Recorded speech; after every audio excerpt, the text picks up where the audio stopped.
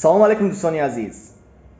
медонед аз ҳама рӯзи бадтарин дар ҳаёти ҳар як инсон кадом рӯз аст? рӯзест ки ӯ бениҳоят хоҳиши сахти иваз кардани ҳама чиро дорад. мехоҳад ҳама чиро дигаргун кунад, аммо мутаассифона дигар вақт нест, дигар қувва нест, дигар имконият нест. чунки малоикаи марг дар болои сараш истода мехоҳад ки ҷонашро қабз кунад. ин субҳ ману шумо боз як бори дигар чашмомонамонро боз кардем ва ин аз он шаҳодат медиҳад ки ҳоло ҳам мо вақт дорем, қувва дорем ва имконият дорем.